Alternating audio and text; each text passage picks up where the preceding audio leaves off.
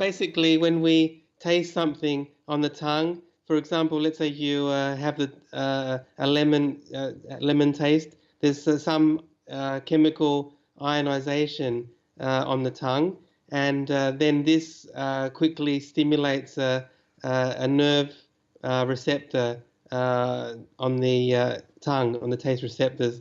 So what we do is we bypass the chemical layer and we directly electrically stimulate the taste neuron, and this produces a taste signal, taste perception in the brain. And we also have another method where we use thermal stimulation because actually people have thermal receptors in their tongue, and if these thermal receptors are rapidly heated from about 20 to 40 degrees Celsius, then you feel a sweet sensation. And so we have both electrical and thermal stimulation of the tongue, so we can produce the five tastes such as sour, salty, bitter, and also sweet. So what does it look like? And how do you It's imagine current, people using it? it's currently about the size of a credit card, and it's got two silver electrodes which you put you place your tongue inside the two silver electrodes. That's the lab prototype we have.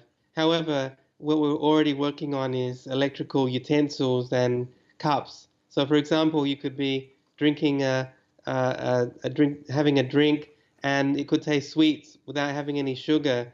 Or you could be eating dessert with a spoon, and it tastes sweeter than it does without the electrical and thermal spoon. So we're trying to integrate these technologies into everyday cutlery and also cups and utensils.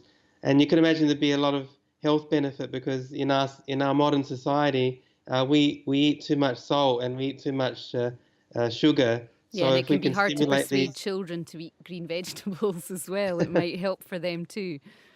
that's right. We can make vegetables taste sweet, for example, because all children like sweet things and candies. And if we do this without sugar or artificial sweeteners, because actually even artificial chemical sweeteners have some disadvantages for health.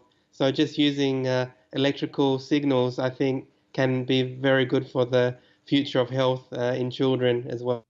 Do you think it could end up being actually commercially viable and practical and something people would want to buy? Yes, I think so. I think if people already are trying to reduce salt and reduce sugar in their diet, but actually people like to have salty food and they like to have sweet food. So if they could have a safe way and a healthy way to have more salty or sweet food, then this I think people would be keen to buy these utensils. And I should say that it's quite low cost. We've been doing research in the lab for a few years now. So the device we have now is, really only costs a few dollars. So it's something which would be quite cheap to be sold in the marketplace.